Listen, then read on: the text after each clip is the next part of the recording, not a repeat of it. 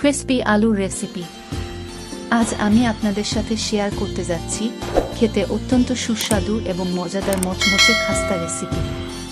তাহলে চলুন শুরু করি।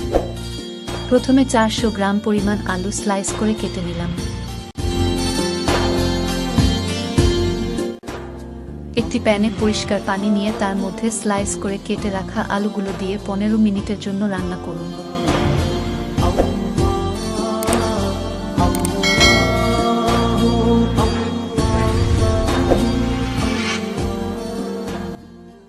তারপর একটি বড় পাত্রে সিদ্ধ করা আলু নিয়ে ভালোভাবে ম্যাশ করে নেবেন।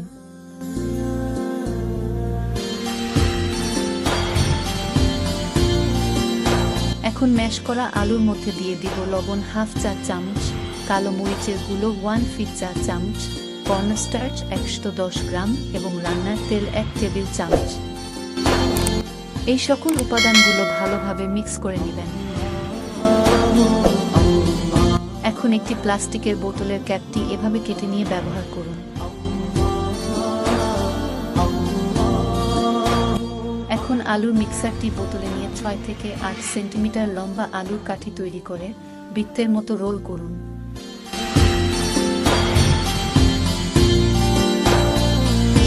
এভাবে সকল রোলগুলো তৈরি করে নিব।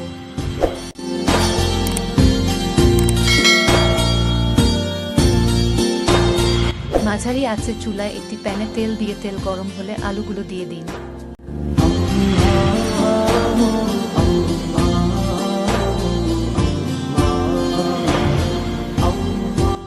8 থেকে 9 মিনিট ধরে ভালোভাবে ভাজুন।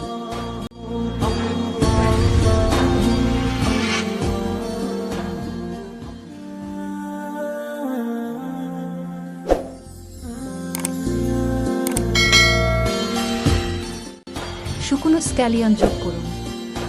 দেখতে খুব সুস্বাদু এবং ক্রিস্পি।